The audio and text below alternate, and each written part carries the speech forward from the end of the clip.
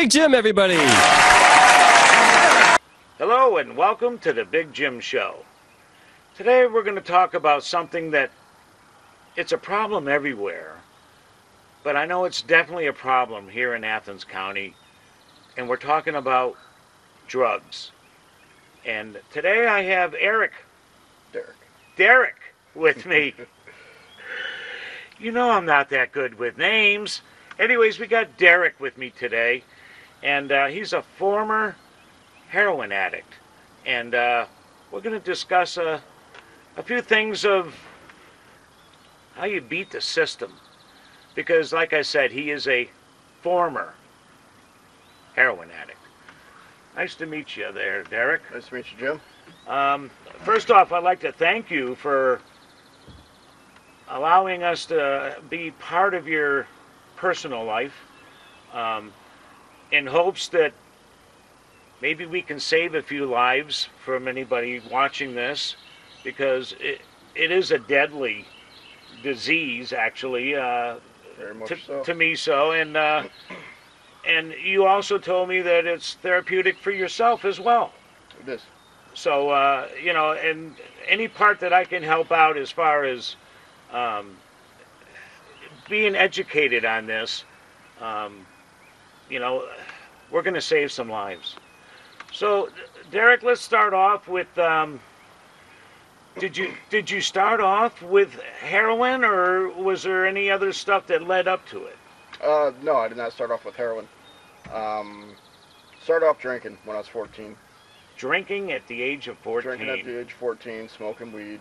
Smoking weed. Now, was it to help compose yourself with any personal problems in your life, or was it just something that other guys did and you wanted to be cool? And why would you start off with drinking and smoking pot?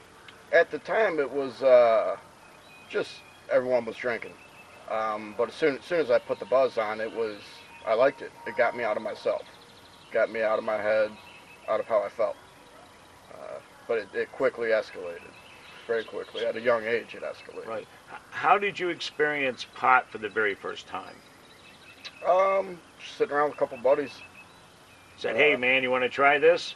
Well, I'd always been around it, but never messed with it. And then one day I just decided to take a couple hits off a joint, and What did it do to you? got me stoned. Got you Got stoned. me stupid, got me giggling, got me, you know. So it was a good experience. It was a good experience. First time, yeah. Did you get the munchies? I did. Yeah? I did. Yeah? I did. Oh man, you know, I'll be truthful. I'm 61 now, and I graduated high school in '73. So back then, it was kind of the cool thing to do. It wasn't as good of weed as it is now. Yeah. I mean, it was probably homegrown Mexican, and $10 for a lid, which was 4 fingers, and now it's like over a couple $100 for that. So, so you started off by drinking, smoking some pot. How did it escalate to heroin? When I was 15, I broke my arm, tore my rotator cuff, and they gave me a script of Vicodin. Vicodin. And I was raised by a single father, and he was an alcoholic. So his best decision to administer them to me was, here, these are for pain, take them when you hurt. I took that first one, and I knew it was going to be a long, long road with them. Yeah. I loved it. I thought I liked alcohol, and I thought I liked pot. I really liked the painkillers. Did you drink alcohol with the painkillers? Absolutely. See, now, you know, everyone knows you're not supposed to do that. Yeah. And you probably even knew at that point Oh, yeah. that you're not supposed to. But did you do all this behind your dad's back, or did he know you were drinking? And I don't know, he stayed drunk all the time. He worked, but when he came home from work, he just started pounding. Sorry to hear And that. I'm sorry to hear that. That's life. That's how it went. So the influence was there for you for the taking. It wasn't really, I guess you didn't have to worry about getting in trouble, whatever. No, there was never consequences. Yeah. It was always instilled into me at a young age. You stay away from drugs, stay away from drinking, you know, get away from it. Don't have anything to do with it. But there was never any backing behind it. The words were there, but there was never any enforcement. Right. So the first time I ever got in trouble, it was just kind of, you're grounded, but I'm going to be passed out drunk, so I can't do anything with you. Right. And that's the way pretty much all through high school went. It just escalated very quickly. And this all started when you were 15. Yeah, 15 with the opiates, yes. Wow. Did you hang around a big crowd, or was it just a small few? No, I ran with a big group of people. But they weren't all necessarily into what I was into. They liked to smoke a little pot. They liked to drink. But I was always the one that, I wasn't done until I was blacked out. How were you introduced to heroin? Well, at the age of 16, I started doing cocaine. Snorting? Snorting, yeah. By the time I was 18, I was smoking crack. And we had a buddy. I was living in an apartment complex. I had moved out of my dad's when I was 17. Yeah. And by the time I was 18, I was living on the 13th floor of an apartment, which kind of became a cave. And we were doing a lot of coke, blowing a lot of coke. Ran out of coke one night, went down to East Cleveland, ended up with crack. And we were off and running with that. How did you smoke the crack? Through a stem, glass pipe, little piece of chore in there. I've seen some people use like an empty Pepsi Cola can or a Coke can. Yeah. Put an indentation with some holes, and then they would cigarette put ash or cigarette something. ashes on it. Yep. And have like a carburetor hole or something, Mm-hmm. and go that way. I actually watched someone smoke crack once, and right afterwards, it was like he was just kind of calmed out in a zone where he just kind of sat there, and it wasn't too long after that he needed another hit. Yeah. Yeah. Was it like that with you? Oh yeah. Yeah. It was. It wasn't what I thought it was going to be. It was a completely different buzz than snorting it. But during that time frame, we had let one of my buddies stay with us, and he was a heroin addict. I'd already tried heroin by this time, and I liked it, but I did way too much, so I got sick. How did you try heroin for the first time? A syringe? No. We got a bundle, which is 10 bags. Me and a buddy did. And, How much was that? I don't even remember, probably $150 at the time. It's a cheap high, is what I was told. In the beginning, yeah. In the beginning, it's a very cheap high, but like anything, it escalates very quickly. So you smoked it? Well, yeah, we dumped out a bag, and neither of us really knew what we were doing, but we Right. dumped out a bag. We looked at it, we're like, well, that's not enough. So we dumped out another bag, we're like, that's still not enough. So we dumped out a third bag, we're like, all right, we're going to split this up. We're going to smoke half of it, we're going to split the other half into 2 lines. So we snorted it and smoked it. So let me get this straight. Before you even did any of it at the time, you were talking about each other saying, we need more, we need more. Yeah. Before you even smoked any of it. Yeah. My God. All right. And how many hits would you take splitting that then? How many hits? Oh, we smoked it all right. We smoked that, about a bag and a half right on the spot, and then snorted the rest. Wow. Now, Immediately, within 5 minutes. do you, I remember back in the days where you would hold it in as long as you could on pot. And I just remember like Choking. taking it, and then all of a sudden, and then I would cough my brains off. And somebody told me years later, you don't have to hold it in as long as you want. You can just take it. Your lungs absorb it so quick. And then let it go. Yeah. If you let it out your nose, you get off better because of the veins in your nose. Mm-hmm. There's all kinds of tricks that you were Yeah. told how to do this. And so you were 18 when you first tried heroin. Mm-hmm. All right. Now this is 3 years after you started drinking and pot. And the pain pills. And the pain pills. And was it because you wanted to smoke the heroin? Were you just, a guy said, hey man, let's do some? What made you want to do heroin in the first place? Couldn't find any pills. So it was a substitute. I stayed on pills all through high school. Did you graduate? No. You didn't graduate. Did you get a GED later? Nope.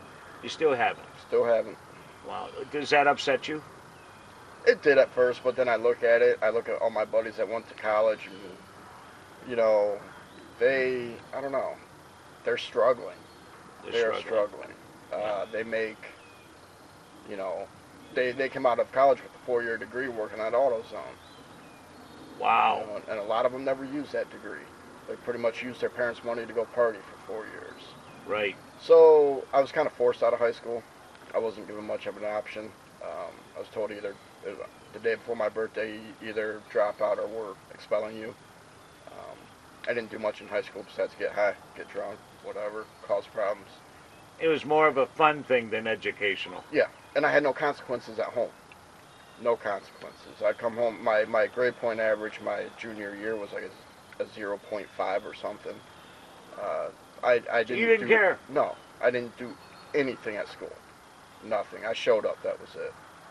Was that just to see your buddies, basically? I had to go. I had already been in and out of the juvenile courts a few times, and you know I knew if you don't go to school, you get truancy charges, and I don't know. I just. All right, put it this way.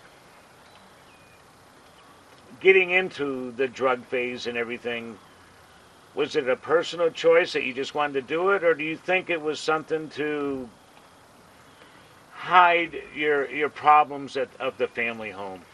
At first, what I've later learned is it was hiding emotions and feelings and everything that I wanted to get away from, and it got me out of myself. That was the biggest thing. It didn't matter.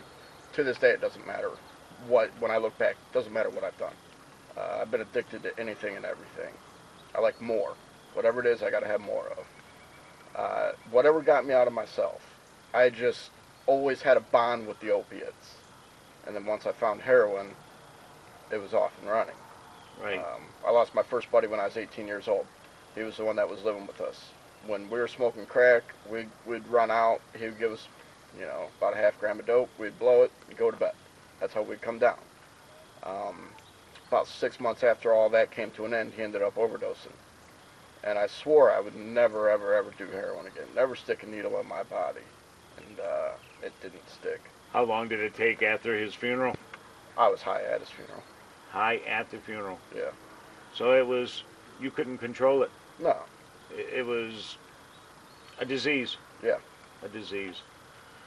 All right, we're going to take a break here. We're going to put a little, some Big Jim YouTube action on here. We'll be right back, and we're going to find out a little bit more about the heroin use. So you're watching the Big Jim Show, and my guest, Derrick. Don't go anywhere. We'll be right back.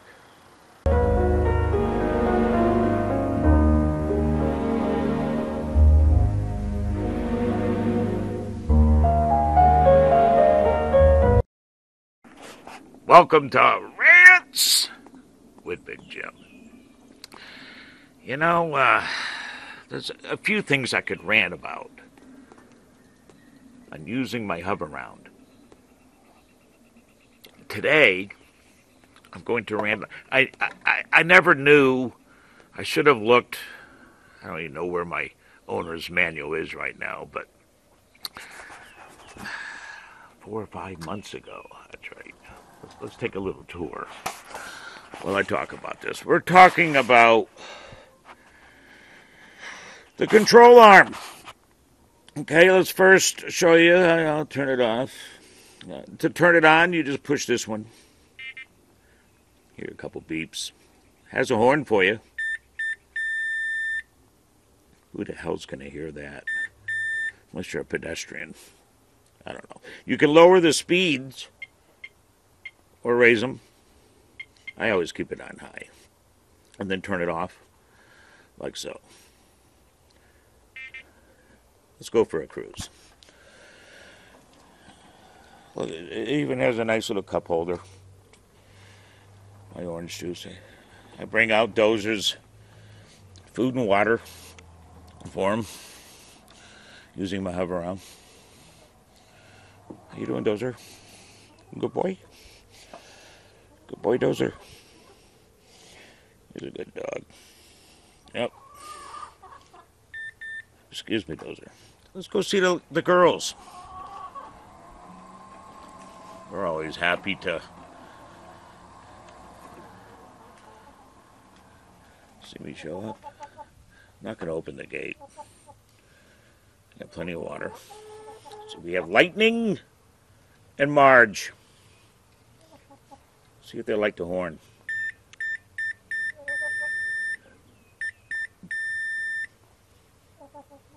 Doesn't really seem to faze them. Well, while I'm here, we can listen to the girls in the background. Let's say you had a flat tire. And let's say you had to put a different one on. That's not the original. They tipped it on its side. The hover arm, they tipped it on its side. Then they used a sledgehammer or something and banged the rims on the inside. Can't use those rims anymore. So I went on eBay and I grabbed these smaller ones. Hope they work, but I had to use extensions on it. But anyways, getting back to it, they tipped it on its side to change instead of jacking it up. So what had happened? What had happened?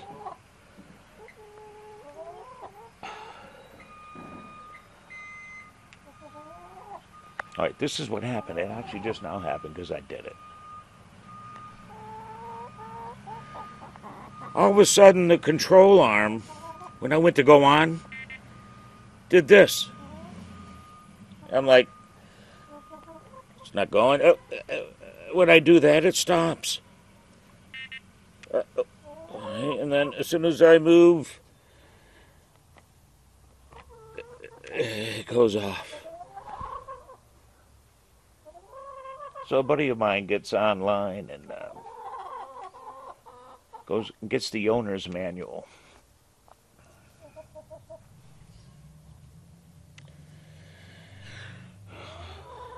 There's one in every crowd. Anyways, he goes out and goes, this is what you have to do. He resets it by doing this. Turn it on. Go up. Hear the beep. Down. Long another beep. Oh, hey, ho, ho, look. It works. I was going to have to call them. Anyways, if you'd like to, if you're in a neighborhood and you want to take off with Marge or Lightning, maybe Dozer, you can lock it, obviously. Tipping it on its side did it on its own. But to lock it and unlock it, do the same thing. I'll show you once more. Hold it down. Go up. Oop. Oh, hang on. Oh, did you hear the clip? The beep? Go up. Oh, what? Did it work? No. Hold it down. Hear the beep. Go up. Beep. Down beep. Now it goes off. And you're back to that. Simply go up. Back. You're all set. Next, let's talk about the navigation app. With rants! With Big Jim. See you later, girls. Dozer. Leave the squirrels alone. Hover around takes me where I want to go. Where I want to go. Where I want to go. I'm not ready to go there yet. Keep it real. All right, we're back. And Derrick's talking to us a little bit about heroin. And it's been interesting so far on finding out how. Right now I want to know is how far did you go into heroin? How much were you doing on a daily basis at the age of 18? At the age of 18, I was bouncing between heroin and pills. I would eat 4 or 5 Oxy 80s. Now, pills were you referring to? Oxycodone? Oxycontin, Cotton. Roxy's, Perks, whatever I could get my hands on. Pills were still pretty flush at the time. Heroin was It was always there, but I would try to choose the pills over because I just lost a buddy to it, and I wasn't going to be like that. So I tried to stick to pills, but if I didn't have pills, I had no problem doing dope. Right. Were you like, what do they call it, paranoid? Were, like, when you're around certain people, were you paranoid that they may know what you're on? No, my logic on it was if I'm always messed up, no one's going to know the difference. All my driver's license, I was extremely intoxicated, high, whatever, during the picture, because the thinking was if the cop looks at the driver's license and sees that's how I look on the license, well, that must be normal. Did you really think that? Oh, I did. I did think wow. that. Wow. That's incredible. Did you ever get caught for DWI? No. I should have numerous times. I went to jail when I was 18 over a pipe, over a crack pipe. And In the possession of, I take it. we didn't have anything on us, no. But when that happened, I spent a handful of days in jail, and it was like, hey, this is stupid. I'm in a place that I really don't want to be in over something that, you know, I don't know if you heard that, but the dog was just pawing at the window trying to get out of here and join us. Oh, God, that kind of ruined my train of thought. So go ahead now. Continue on. So I spent, I don't know, about 4 or 5 days in jail, and I got out, and were you scared, man? in jail? Nah. I knew a bunch of people in there. Never thought I'd, you know, going in there, I didn't think I'd know anyone, but a bunch of familiar faces in there. Could you get heroin in jail? This last time, absolutely. Really? Absolutely. Yeah. It was that easy to That have it brought easy. in. And how long ago was this? 6 months, 7 months ago. So we're talking when he was 18, and now you're 30? Yeah. And you can still get this stuff while you're in jail. County jail. County jail. So how can you beat the system when you can get that? I guess the next question I would ask is, when you got out of jail, what was the very first thing you did? This last time, or That time where a handful of days. I picked up my car, went back to my apartment, and my at the time girlfriend was sitting at the table with my buddy that I had gotten arrested with smoking crack. And they're all proud because they got a bunch of dope in front of them. They're like, "Look what we got for you." I'm like, "Do you not remember where we were just at? What is wrong with you?" A welcome home party in their eyes. Welcome home party in their eyes. I packed my shit and left. Never touched it. To this day, never touched crack. Ever Wow. since then. So my mind was, I beat crack. There are people that smoke crack and get addicted for their whole life. I can do anything and take myself off from it with ease. Really? That was the logic. There were days in my younger years where I could go without opiates, and I could make it through the day, but I was discontent. I wasn't happy. I was always anxious to get high again. You can taste it. Yeah. And I don't know, just... All right, so that was at age 18. Yeah. When did you get heroin that day instead of the crack? No. How long did it take before you got your next batch of heroin? Probably a day or two. It wasn't long. That was my first time in jail. I didn't, I had stuff to deal with the court, so I was trying to stay straight. I had a job still. I didn't lose my job because I've always worked pretty much. And you worked on heroin. Yeah, absolutely. Does it give you, like, energy? I always thought it would be like a psychedelic thing where you would be hallucinating and just not really in control of yourself. But it sounds to me like you were a norm when you were on heroin, and when you weren't, you were not normal. Yeah. Explain that a little bit.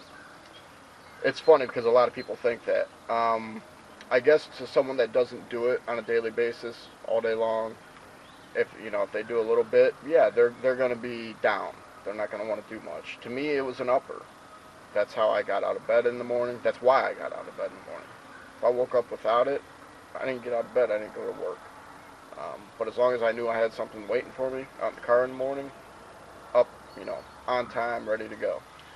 And it was my motivator. It was my boost for the day. It was the energy. It was your way of life. It's my way of life, absolutely. So you were basically on it every day. Yeah. Be, before you, um, oh, hey, how we doing there, Chloe? Hey, Chloe. That's Chloe. Yep. Call her. Yeah, we don't want the camera falling off. I got it duct taped to my walker up here, so. All right, so it was a daily thing. It was your norm of life. Um, did you surround yourself with people that were like you, I tried. or were you isolated? I tried not to. I always had one or two buddies that were in it, but after getting caught with the crack pipe, that happened because of ignorance of another person, Really and I wasn't got in yours. trouble. Wrong place, wrong time. Of course, yeah. Yeah. No, it was just ignorance of other people. So I learned very quickly I can't control other people and what they're going to do, and I don't want to get in trouble because someone else is being ignorant. Whoever's pipe it was, did they go to jail too? Yeah, they took 4 of us to jail over one pipe. Wow. So that was kind of a wake-up call. Like, if you're going to do this, you got to get better at it. You know, and that's I got you got to be a con. You got to be a con. Extremely well at what I did. Wow. Over the years. Did anybody of your friends use a needle instead of smoking, or did everybody? Oh, yeah. No, pretty much everyone was on the needle. Did you use a needle after a while? After a while, yeah. Yeah. I quit getting high from snorting it. I didn't like smoking it. Was it like a faster impulse, a stronger impulse? Pretty much instant. At first, you know, the first handful of times, it was within a second or two you could feel it. Wow. And, now, did you do it by yourself, or did you have to have help? I know they put myself. like some kind of a rubber thing around your arm. That comes later on after a lot of IV usage. Yeah. You collapse your veins, and so you would have to use a different spot every time, or did you always use? No, I would find a good spot and run with it until that vein would collapse or get so swollen that I couldn't use it anymore. Then I'd find another one. And did you hide these places from society, or did you not care if you had track marks? I tried to keep them hidden. I went to the extent of using makeup on my arms to cover it up.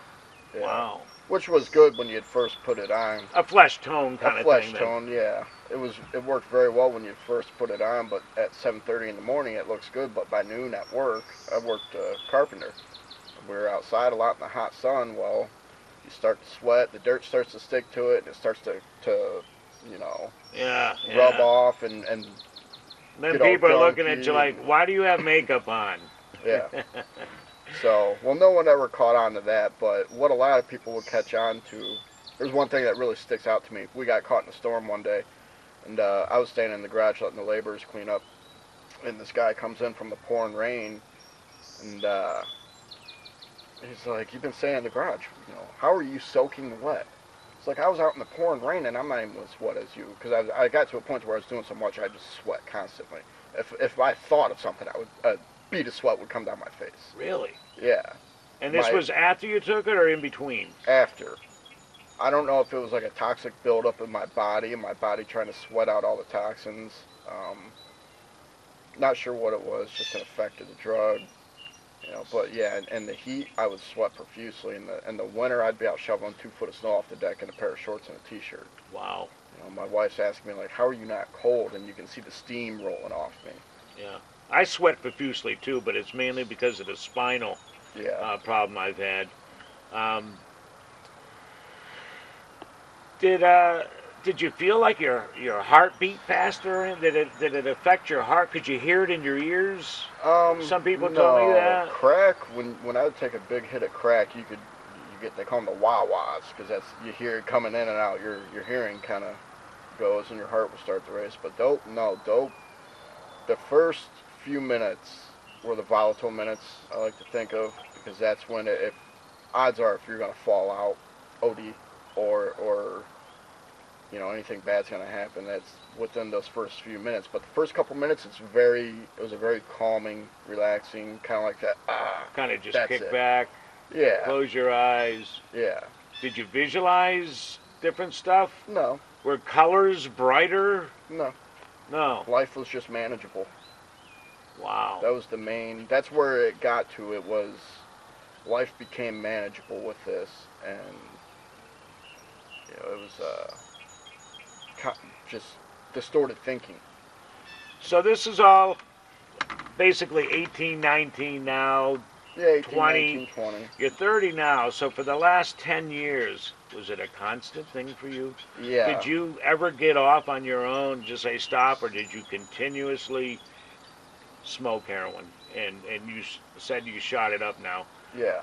Was it like that for 10 years now? Very close to it, yeah. I'd taken myself off from it a couple times, probably 5 or 6 times I've gotten off from it. How long did that last each time? The longest time I'd been off from it was about 4 or 5 months. And You talk about this last time now? Or yeah, about 2 years ago. Okay. I got off from it for about 4 or 5 months at best. But I wasn't sober.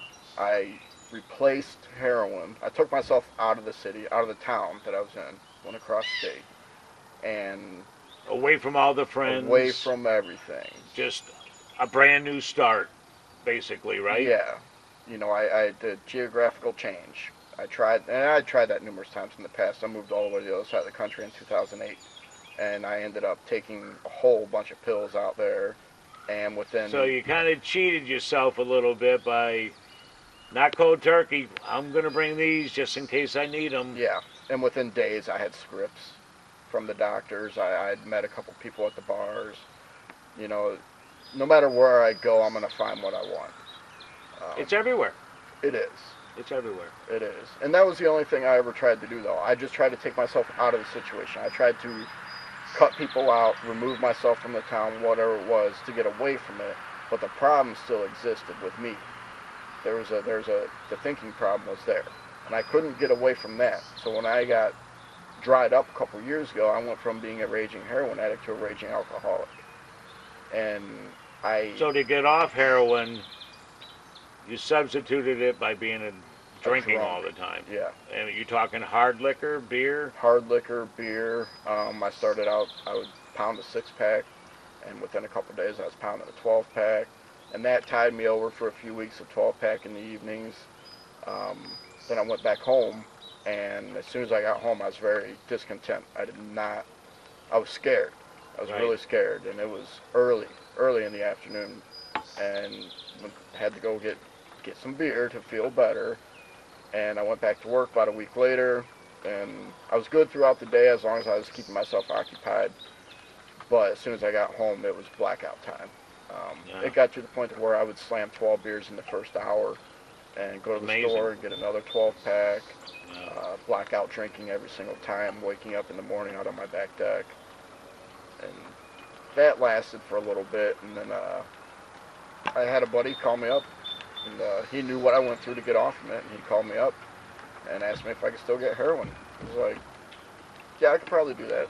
And that's all it took. And it wasn't his fault. I just needed that excuse for myself to go and do what I really wanted to do. I knew it was just a matter of time before I got back on it. Wow. All right, listen, this is the Big Jim Show. I got Eric here. Hope you listen and are getting educated with this. It's a serious issue. We're going to come back and talk about rock bottom. Big Jim Show. We'll be right back.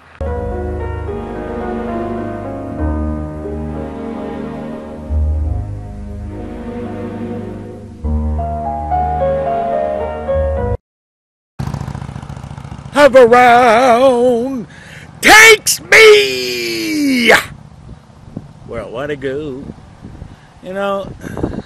This makes me wonder a little bit.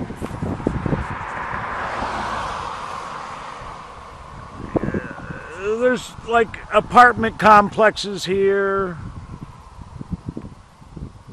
and nice white birch too, huh? And then you got this sign, and you got some houses across the street.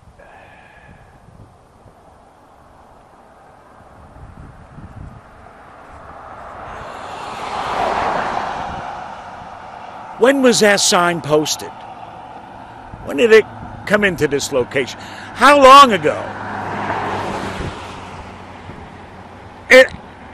And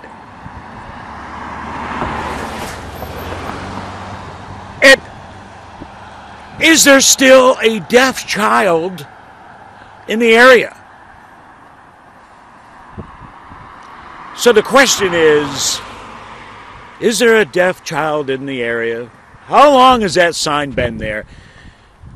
And because it's not removed if there isn't a deaf child? Is it because they don't want to have the funds for the road crew around here, whatever, to take that out of the ground?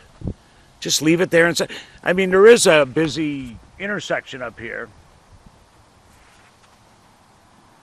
So it does slow traffic down, I would hope. I would hope when you see a sign saying deaf child, you would slow down. Rats! With Big Jim, I gotta get to the bottom of this. Hover around. Takes me where I want to go.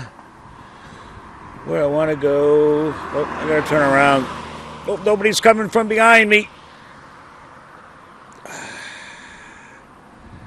Hover around.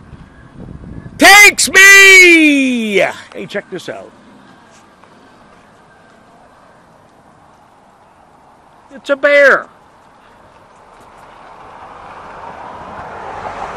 Kind of dark, but it's wood. It's made. And I think I'll go check the horse farm now. Hover around! Takes me! Where I want to go. I hope it didn't just wake up a kid from a nap. It wouldn't be the deaf child now, would it? Rats with Big Jim. Hover around. Takes me. Where will it send me? Keep it real. All right, we're back now. From what I've been told, everybody can tell you till you're blue in the face to get off of it and stop. But you really can't do it unless you want to do it. And usually it's when you hit rock bottom. How did you hit rock bottom?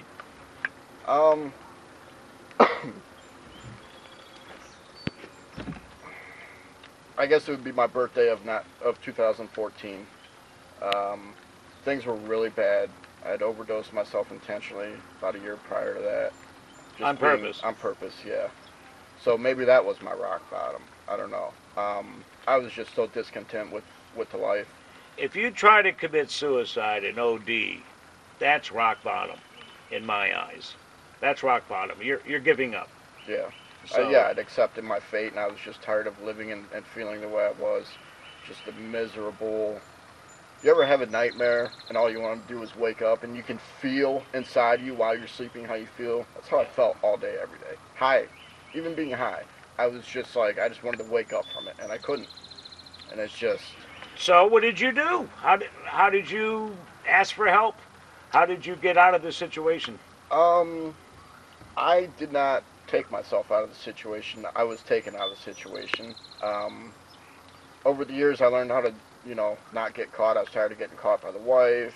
I had been arrested in 2013 for a needle possession, and I got off of that very easily.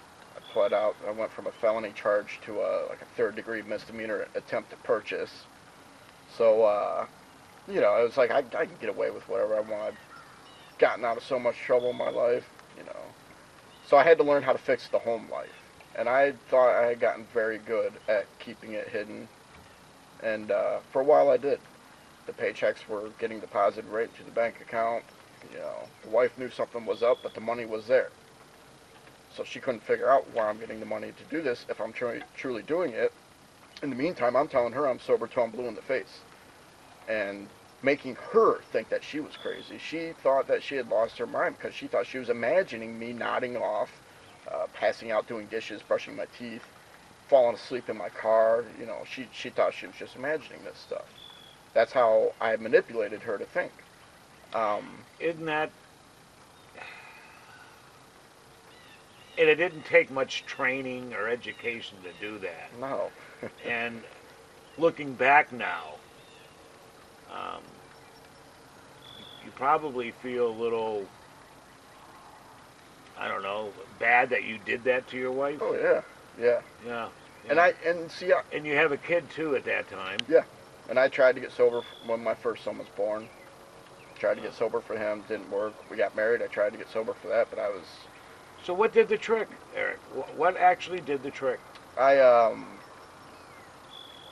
after I got dried up for about 4 or 5 months, once I got back onto it, I got introduced to someone, and I used to sell a lot of pain pills. And the pain pills ran out, the script went away, and they were desperate for something, and I turned them on to heroin, 2 guys. So the way I was able to get away with it for the last year and a half without the wife really catching on to anything was using their money. These guys had lots of money. I like lots of money, and I like to get lots of high. I get it for you. You give me a little in return. Well, I get it for them. They don't really know what the quality is supposed to be like because they're going straight from pills to this. And by this time, there's a lot of fentanyl in the heroin.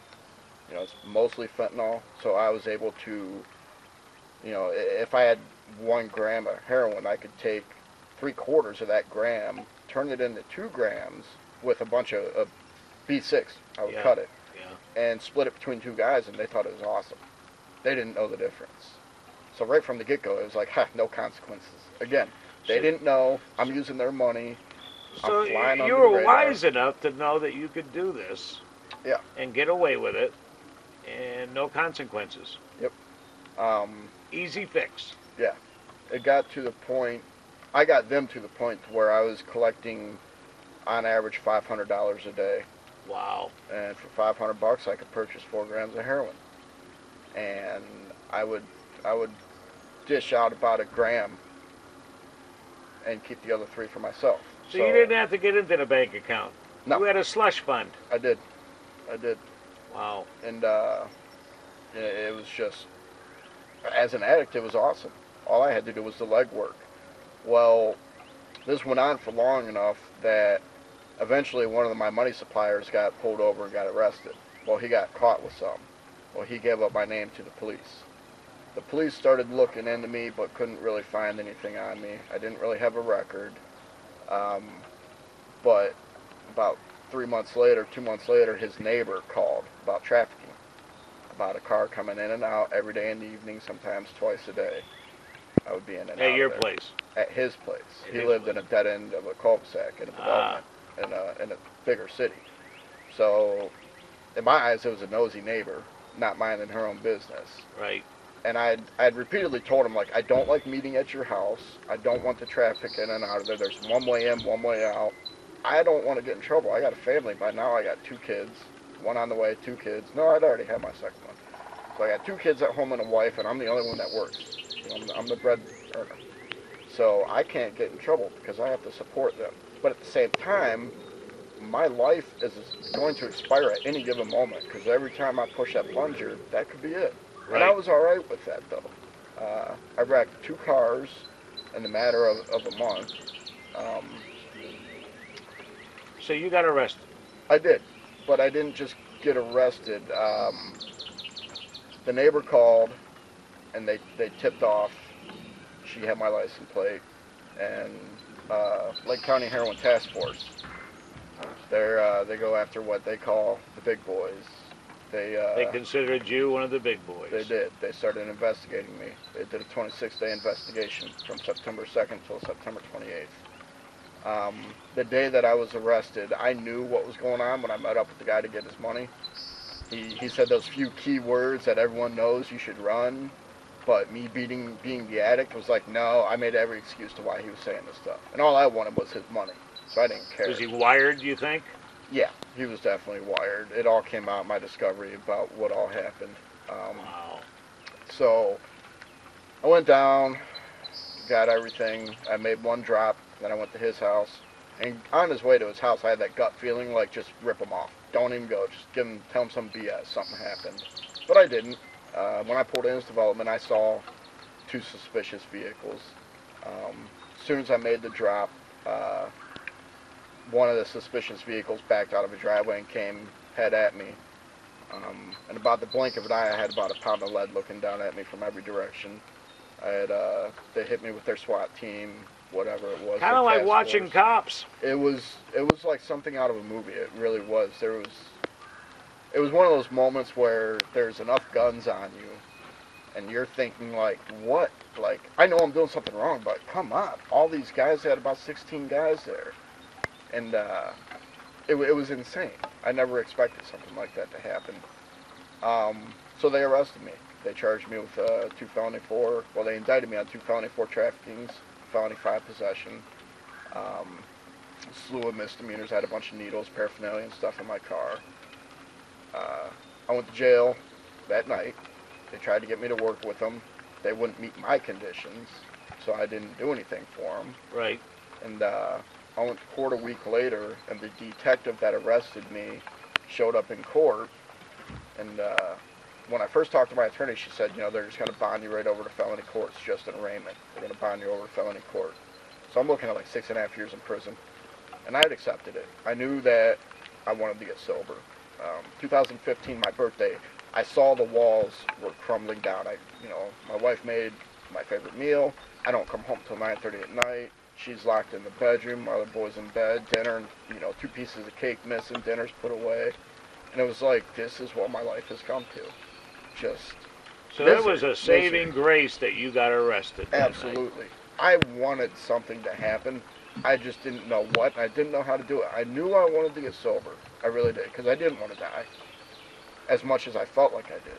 I wanted to raise my kids and be a husband and make a living, not be a junkie, because I swore I'd never be a junkie. I'd never do heroin. Then, I turned out to be what I was. So this whole time, you're expecting it. I had asked for it. Yeah, looking back. You're expecting it. You're saying to yourself, "This is going to happen. I know it is." But at the same time, it was that disease inside you that said, "I still am going to do this, even though I know something's going to come out of this." And bang, it happens. And it happened. So, did you go from jail into rehab? Well, I went to court a week after I got arrested, and the detective that arrested me, I didn't know it at the time, but he had been talking a lot with my wife. For whatever reason, my attorney told me they're going to bond me right over to felony court. Yep. They're going to prison. An hour later, she comes back. She goes, I don't know what happened or why, but the detective that arrested you is here, and he's got a plea deal for you if you're willing to take it. And in my head, I'm thinking, if I can get away with 6 months in jail, I'll plead to it. But then once I found out how much time I was facing, it's like probably going to do 3 years. And I'd accepted it because I knew that it was my chance to get sober. Right. I wouldn't have my wife, but my kids would still be there when I got out, and I would be sober. So they threw an offer at me of plead guilty to 2 first-degree misdemeanors, get maxed out on both of them, serve a year in county. I signed it. Said okay. Went in front of the judge, and the judge sentenced me to a year. He suspended 6 months of that, and then he gave me a modification for the other 6 months. And what that means is I got put on a list for a rehab center, and if a spot opened up, I could leave jail and go to rehab. And with Right. terms of probation, I got put on 2 years of probation. So You lucked out. I'm more than lucked out. So that's what I did. I did a little over 2 months in jail, in county jail, and I got out and went to rehab. How long were you in rehab? It's a 12-week program. They let me go after 11 weeks because of the progress I had made. And you told me that you go to meetings. Oh yeah. There's a book that you told me that if you can't make a meeting, you're visiting family or something, there's a book that you read. Yeah. And you just take yourself excluded for everybody. You do your reading, whatever. Do you look at God as the high power, like Alcoholics Anonymous? Absolutely, and that's what I'm a member of Alcoholics Anonymous. Their steps. While I was in jail, I didn't go through the standard withdrawals that I always had in the past, and I had all these little signs there that were kind of, I couldn't explain them, and I look back on it, and I guess technically, I was verbally stating as I'm driving down to the ghetto, something, please stop me. Yeah. Well, now I look back on it, I guess I was kind of praying for something to stop me. And I had a problem with the God concept for a long time. Yeah. And I look back on it, and I went from wanting something to stop me, well, something stopped me, a power greater than me, the police stopped me. I went from looking at prison to not going to prison. I did 63 days in county jail over all of this. And there's just a small series of events in my life that I can't explain. I didn't do them. I didn't relieve myself of the bondage that was held over me. So how long has it been since you've been in the rehab and you got out on your 11 week? I got out February 21st. So you've been clean and sober. Clean and sober for 7 months. Wow. And it was never achievable before. I couldn't, in the end, 7 days, 7 hours wasn't possible. Obviously, you got rid of all your dope friends. Yeah, those in the end, I didn't really have any. You have a family now. Yeah. To be with and give you that. Is there a daily or a once in a while crave where you're sitting there saying, I can do just one hit and no one will know? And do you ever get that feeling, or is it completely gone? The only thing that still creeps up once in a while is like, every once in a while, like if I'm out grilling and it's warm out, I want a beer. Right. Because in my head, I didn't have a problem drinking. But then I look back and I look at the fighting, the $150 bar tab at the end of the night, sheriffs calling, kicking me out of bars, establishments. Hangovers, waking up at 10 in the morning to start drinking on a Saturday. Yeah. And I was still just trying to get away from myself. And what Alcoholics Anonymous has done for me is laid out a program, which I was already working when I was in jail. I just had no idea. I wanted nothing to do with that, with Alcoholics Anonymous. They were a bunch of quacks, as far as I was concerned. The steps that I took while I was in jail, I was working their program already and didn't know it. So once I read the 12 steps, I was like, I know these work because I know how I feel today. Before, I never did anything about what was going on between my ears. I just took myself out of the situation. Once I started doing things about it, learning why I was the way I was, looking at the history of me, my childhood, my adulthood, my relationships, my resentments, why I would, get high. How many times did I think, well, they made me mad, so I'll just go get high. Yeah. As we sit here, I can tell you're very emotional about it. It almost seems throughout this conversation that you might even getting ready to have some tears in your eyes. At points, yeah. And, and I understand that. And you're a good man. I hope that you people have listened to the point where you got educated. If you know somebody that you suspect having heroin, give them some help. Don't yell at them and treat them like they're scum of the earth. Don't give up on them. Don't give up on them. Help them. Because it is possible to recover from it. Help them. But they have to want it. If you don't want it, every time I got sober was for other people. It never stuck. I wanted it this time, and, there's no chance. Yeah. Thank you very much for this interview. And like I said, I know that it's an emotional thing for you.